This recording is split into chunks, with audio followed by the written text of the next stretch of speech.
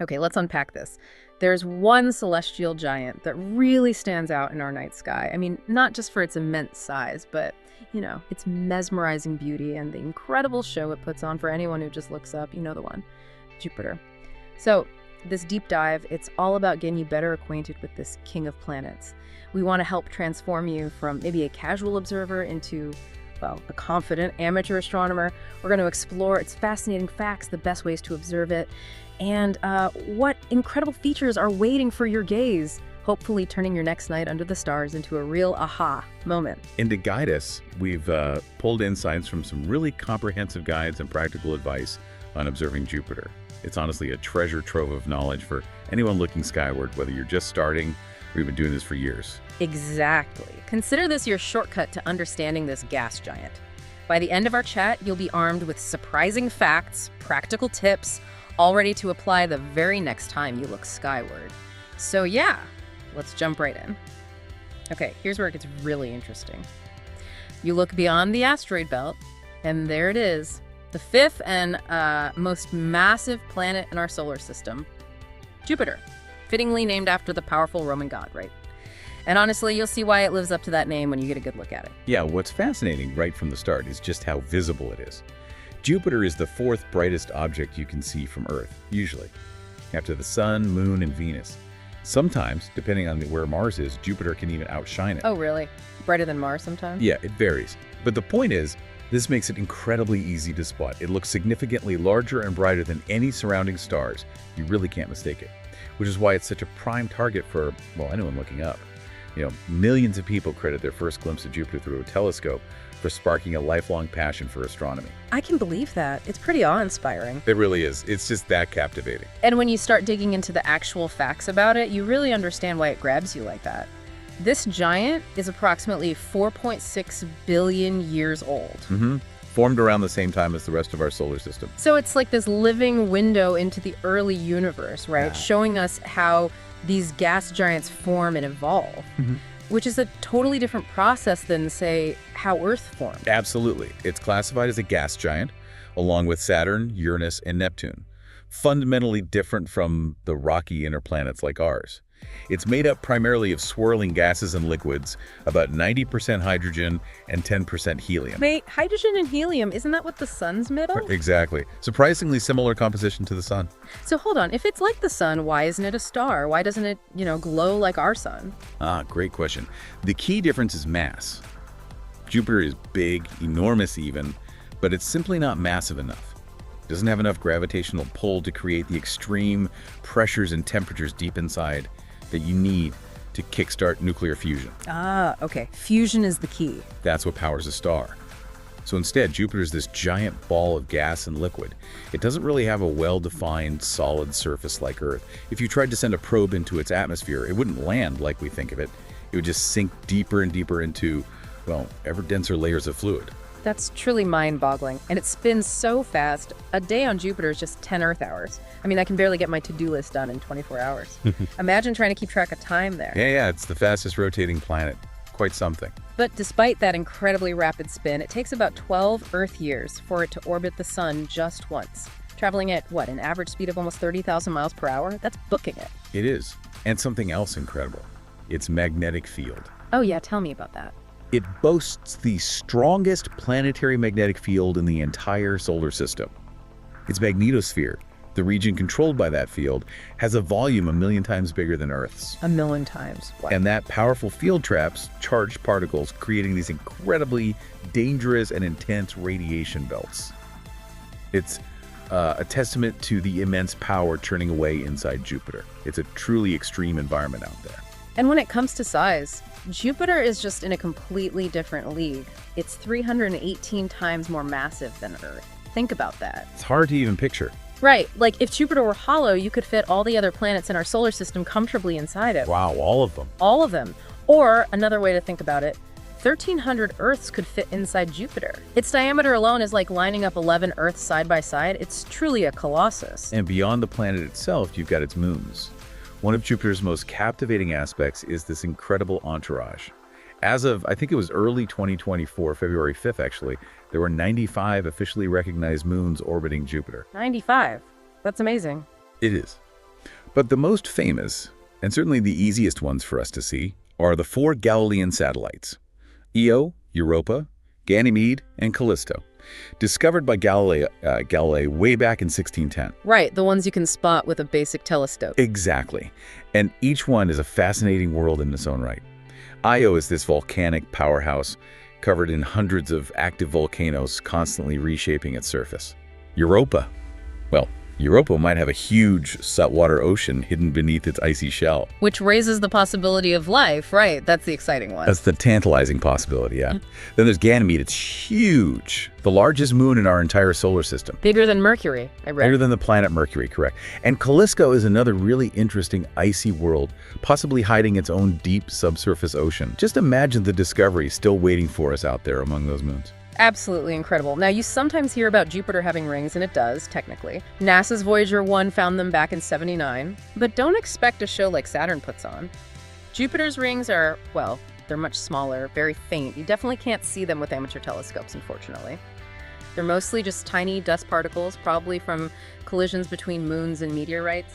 Kind of like a cosmic dust bunny, really. Yeah, not nearly as spectacular as Saturn's. But what is spectacular on Jupiter is the weather. The sheer power and volatility of its atmosphere. The storms and winds are just extremely wicked. How wicked are we talking? We're talking wind speeds regularly above 360 miles per hour. Whoa! 360 miles per hour? Yep, that's about twice as fast as the strongest hurricanes ever recorded here on Earth. Wow, okay. So with winds that fast, does that mean the clouds, the belts and zones we see, are they just constantly shifting dramatically? Or is there some stability despite that speed? That's an excellent question. And it's kind of counterintuitive. Well, the winds are incredibly fast, and there's definitely a lot of turbulent dynamic motion going on. The major features, like the main cloud belts and zones, and even those long-lived storms like the Great Red Spot, they actually show remarkable stability in their overall structure. Huh. So they hold their shape somehow. They do, over long periods. It seems to be a system of immense, powerful forces. Yeah. But it finds a kind of dynamic equilibrium. You get these recognizable patterns that can persist for centuries, even amidst all that chaos. It's no wonder scientists are so fascinated by it. And we've sent probes, right? Yeah. Since the early 70s, 9 spacecraft have visited Jupiter. Pioneer 10 was the first. And Juno's the latest one, arrived in 2016, and is still doing amazing science. 7 of those just flew by, but 2 actually went into orbit to study it up close. That's where we get those incredible images and data. Exactly. Those orbiters, Galileo before Juno, gave us revolutionary insights. So, okay, these spacecraft have given us these fantastic close-up views. But for us, down here on Earth, how do we actually find Jupiter easily? And how can we see some of this incredible detail for ourselves? What do we actually need? Right, let's pivot to the practicalities. Finding Jupiter, well, honestly, the easiest and most modern way is using astronomy apps on your phone or tablet. Like Celestron's Sky Portal. Exactly, like Sky Portal. Many telescopes even come with it. These apps give you a wealth of information right there. Real-time sky maps showing you exactly where to look, rise and set times, coordinates, even detailed descriptions, sometimes audio, of what you're seeing. It's like having an expert astronomer guide right in your pocket. They really have made finding things in the night sky so much more accessible, haven't they? Which is fantastic for beginners. But okay, once you've found it, what kind of equipment gives you the best view? Can you see anything with just binoculars? You absolutely can. Good binoculars, say 8x42s or maybe some 9x50s, will definitely show you the 4 Galilean moons as tiny points of light clustered around Jupiter. Okay, so you don't need a telescope right away. Not necessarily to see the moons, no. But even modest telescopes, maybe a 60mm to 90mm refractor or reflector, will start to reveal more. You'll still see the moons clearly, but you'll also begin to make out Jupiter's distinct cloud belts and zones as faint stripes. And for more detail, like seeing the Great Red Spot. Right, for really spectacular views, getting into the finer details like the Great Red Spot, festoons, smaller ovals, you'll want a telescope that gathers more light and handles higher magnification. Schmidt-Cassegrain and Schmidt-Cassegrain designs, especially with apertures of 4 inches or more, are excellent choices. They typically have longer focal lengths, which helps with magnification, and the increased light gathering resolves finer details. So bigger is generally better, but obviously costs more and is heavier. That's the trade-off. More light means better resolution, potentially seeing more detail, but yes, costs and portability become factors. but even a 4-6-inch scope can show you a lot on a good night. Okay, beyond the telescope itself, I heard you mention filters earlier. How do those help? Yes, filters. Color filters can be surprisingly effective. They significantly enhance subtle features in Jupiter's atmosphere, making them easier to see. Think of them like spectralized sunglasses for your telescope eyepiece. They just simply thread onto the barrel of most standard eyepieces. Oh, that's clever. So different colors bring out different cloud features. How does that work? Precisely. Each color filter transmits certain wavelengths of light while blocking others. So for instance, a #12 deep yellow filter, it helps penetrate Jupiter's hazy blue tones and really enhances the orange and red features in the belts and zones. Great for studying polar regions too. Okay. Then you have, say, #21 orange filter. That's good for improving detail in the belts and enhancing festoons, those little swirls. #25 red filter can help make bluish features, like some festoons, stand out more. And what about for the great red spot? Is there a specific filter for that? Yes. Green filters are often recommended for the GRS. A tag 56 light green or a darker #58 green can increase its visibility against the surrounding zone. They also help with low contrast blue and red hues generally. And an #80A blue filter is excellent for boosting the overall contrast between the dark belts and the lighter zones. It can help with the GRS too. Wow, so using filters isn't just for advanced observers. Not at all. They're pretty easy to use and can make a noticeable difference even with smaller scopes. You can find these filters often bundled in accessory kits. Oh, and don't forget a variable polarizing filter. That's really handy for just cutting down the overall glare, especially when Jupiter is near opposition and really bright. Just makes viewing more comfortable. That's a lot of great advice for visual observers. So many ways to enhance the view, but what if you want to, capture what you're seeing, take pictures? Absolutely. Imaging is a fantastic next step. It lets you record your observations and often reveal details your eye might miss. And you can start simply. Your smartphone camera can actually do a decent job, surprisingly. Just holding it up to the eyepiece. Pretty much. You hold your phone's camera lens right up to the telescope's eyepiece, using the telescope's magnification.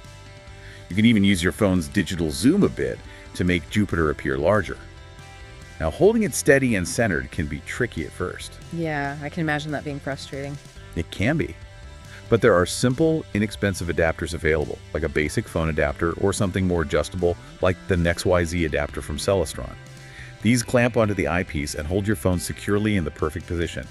Make centering and taking the shot much, much easier. So just to be clear, I can actually take a recognizable picture of Jupiter, maybe even see the bands, with my phone through a basic telescope using one of these adapters. That's incredible. You absolutely can. It's a great way to start with planetary imaging. Many people get amazing results this way. Now, for higher quality images, especially if you have a DSLR camera, you'll need a couple of extra bits. A T adapter that fits your specific telescope model, and a camera-specific T-ring, like one for Canon, one for Nikon, etc. The T-ring attaches to your camera body where the lens normally goes, and then the T adapter connects the T-ring to the telescope's focuser. Essentially, this turns your telescope into a super powerful telephoto lens for your DSLR. Got it. Telescope becomes the lens. Exactly. But for the really high-resolution stuff, capturing fine details, especially when dealing with our wiggly atmosphere, dedicated planetary imaging cameras are the way to go. Okay, how are those different? These cameras are specifically designed for this. They usually replace the telescope's eyepiece entirely and connect via USB directly to a laptop computer running special software. So it's not just taking a single snapshot? Not at all. It's a technique often called lucky imaging. The camera captures a high-speed video, maybe hundreds or thousands of very short exposures. The software then analyzes this video frame by frame. It automatically identifies and discards the blurry frames caused by moments of bad atmospheric turbulence. The seeing we talked about. Precisely. It picks out the brief moments of clarity, the lucky shots. Then it takes all those sharp frames, stacks them perfectly on top of each other, and aligns them. This process averages out the noise and significantly boosts the signal, resulting in a single, final image. It's much brighter, more detailed, and more colorful than any single frame could ever be. Wow, that sounds complicated but incredibly effective. It is. It lets you overcome atmospheric limitations and capture details far beyond what you could see visually or with a single exposure. Companies like Celestron offer cameras like the NextImage series specifically for this. So, okay, we've talked gear, we've talked tech. What does this all actually mean for your viewing experience when you look at Jupiter? Whether you're just starting with binoculars or you've got some serious gear, what's the visual payoff? Well, on a night with steady air, visually observing Jupiter is incredibly rewarding. It really can look like you're staring at a beautiful, intricate, colorful marble, especially through a decent-sized telescope at medium to high magnification. Even without the fancy cameras. Oh, absolutely. A camera will definitely pick up more subtle detail and color saturation than your eye can perceive, especially with the stacking techniques. Right. But honestly, you'll never be disappointed by a direct visual observation on a night of good, steady seeing. Seeing it with your own eyes is special. So what are the must-see features then? What should people look for? Okay, first and foremost, those 4 Galilean moons we mentioned, Io, Europa, Ganymede, and Callisto.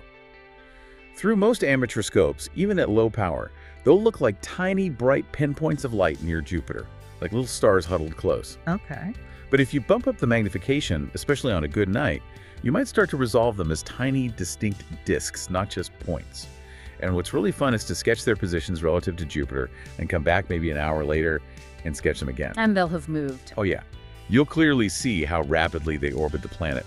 It's like watching a tiny cosmic clockwork or ballet unfold right there in your eyepiece. That sounds really cool, a dynamic view. It is. And sometimes you get lucky and witness a shadow transit. What's that exactly? That's when one of the Galilean moons passes directly between Jupiter and the Sun from our perspective.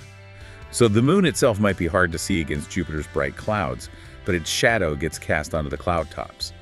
And that shadow appears as a distinct, tiny black dot, slowly moving across the face of Jupiter. Like a tiny solar eclipse on Jupiter? Kind of, yeah. Seeing one is always a treat. And very occasionally, if the orbits line up just right, you might even see a rare double shadow transit, or even rarer, a triple transit. Wow, okay. Moons and shadows. What about features on the planet itself? Right, the planet's atmosphere.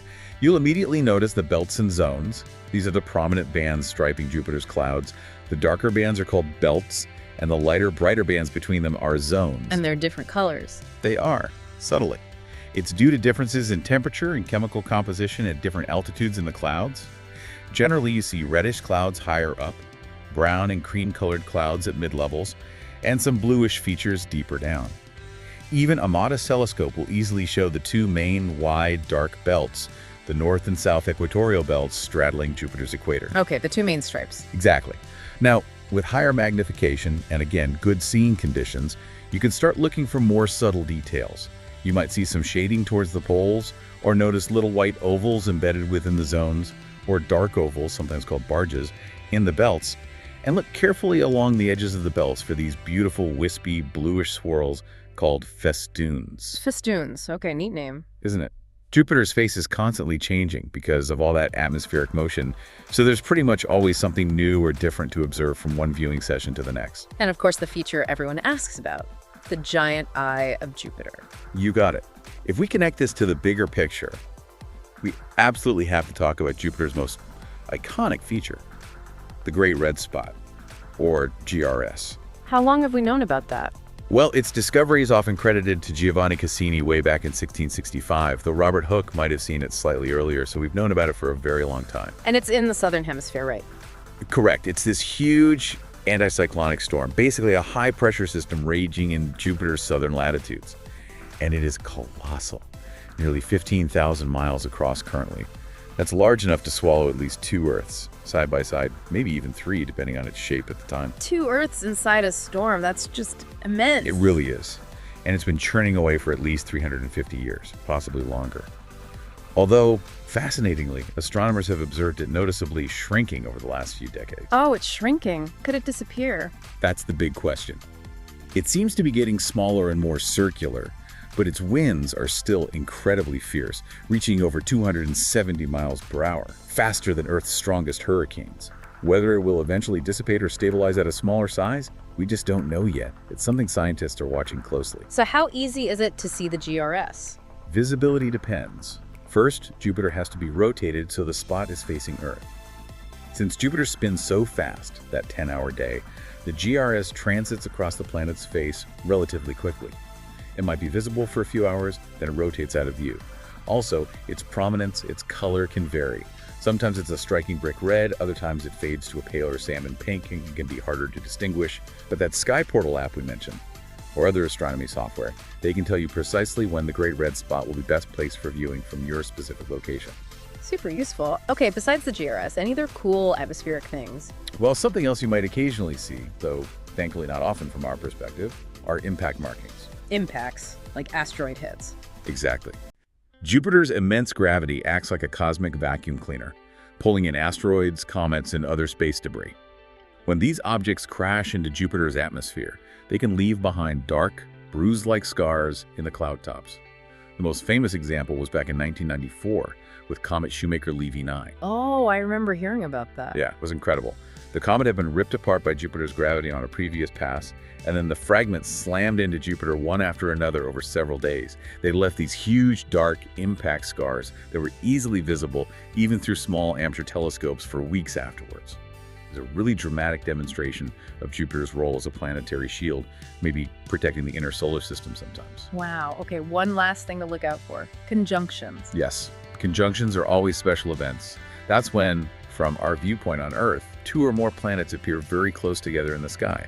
We had that absolutely spectacular one you mentioned earlier, Jupiter and Saturn on the winter solstice, December 21st, 2020. Right, the Great Conjunction. They were separated by only 0.1 degrees. That's incredibly close. Close enough that for many telescope users, both gas giants and their brightest moons were visible in the same field of view at the same time. That must have been an absolutely breathtaking sight, seeing both giants in one frame. It truly was a once-in-many-lifetimes event, that close. But conjunctions happen periodically, so always keep an eye on astronomy news for upcoming ones involving Jupiter. Okay, this is all fantastic info. Now, you mentioned earlier this year, 2024, is special for Jupiter viewing. That's right. This year promises to be an exciting year for observing Jupiter. You're really in for a treat if you get out there. How's it happening? Jupiter is heading towards a particularly favorable opposition in late 2024. You'll actually be able to see it prominently in the sky, all the way from fall 2024 right through into spring 2025. Opposition. That means it's opposite the sun in our sky, right? Exactly. And it means it's also near its closest point to Earth, which we call perigee. Jupiter will reach perigee on December 6, 2024. Then, the official opposition moment occurs on December 7, 2024 at 20.19 GMT. That's 3:19 p.m. Eastern Standard Time. So closest on the 6th, opposition on the 7th. What does that mean for viewing? It means Jupiter will be at its biggest and brightest in our sky for the year. It'll be about 380 million miles away, which sounds far, but it's relatively close for Jupiter.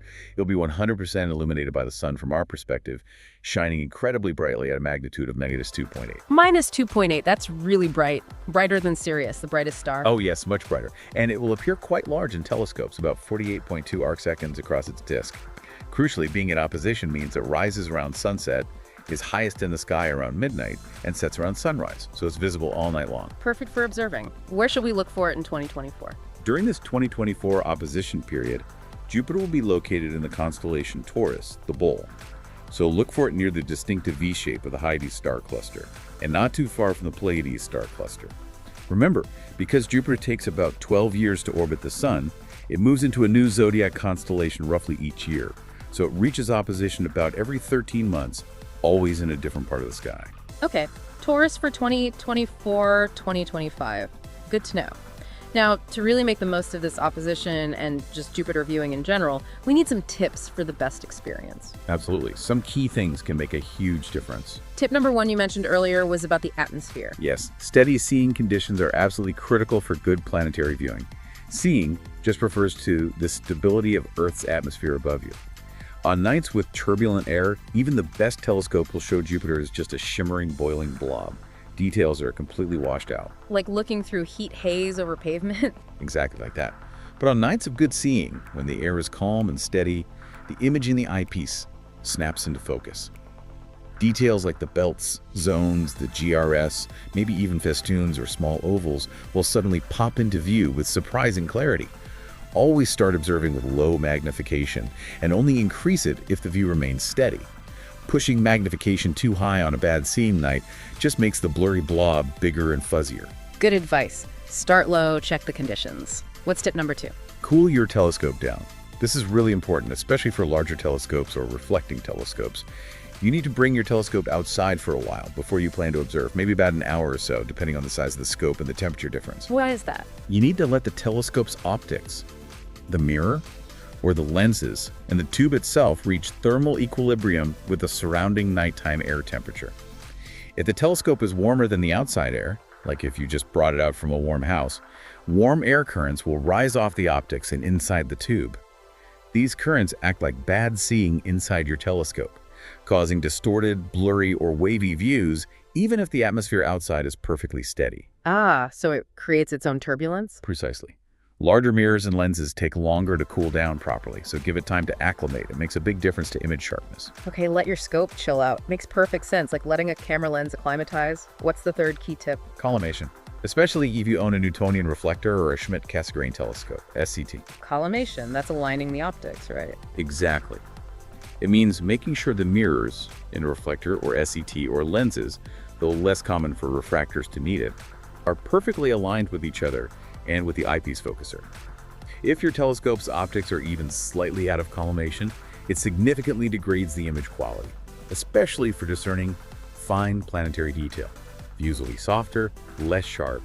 You could have great seeing and a perfectly cooled scope, but if the collimation is off, you'll still be missing out on Jupiter's clearest and sharpest possible views. So how often should you check it? It's good practice to check it regularly, especially if you transport your telescope. Maybe do a quick check once your scope is cooled down before you start observing Jupiter seriously. Learning how to collimate your specific type of telescope is a crucial skill for getting the best planetary views. Refractor telescopes, the ones with lenses at the front, generally hold their collimation very well and rarely need adjustment. Okay, so steady seeing, cool scope, perfect alignment. Got it. Get those three right, and you're well on your way to some amazing views of Jupiter. You know, Jupiter might just be the most exciting planet to observe, perhaps tied with Saturn for different reasons. It's big, it's bright, it rotates so rapidly that you can see changes over a single observing session. Its storms are constantly in motion. Its 4 bright moons are always racing around it, presenting a new configuration every night, sometimes every hour. And of course, it has the most distinct, iconic marking in the entire solar system, that great red spot. It sounds like there's always something happening. It really is. Its constantly changing appearance makes it a true imaging and visual observer's dream planet. There's always a reason to look again. Well, we really hope this deep dive has helped you get much better acquainted with Jupiter. Hopefully, it's giving you the tools, the knowledge, and maybe the inspiration to make your next observing session truly unforgettable. And as you gaze upon Jupiter's swirling majesty, maybe through your own telescope soon, consider this. What unknown secrets might still be hidden deep within its turbulent depths, or perhaps lurking beneath the icy shells of its many moons? Secrets waiting for future generations, maybe even future missions, to uncover discoveries that could fundamentally change our understanding of what's possible out there in the cosmos.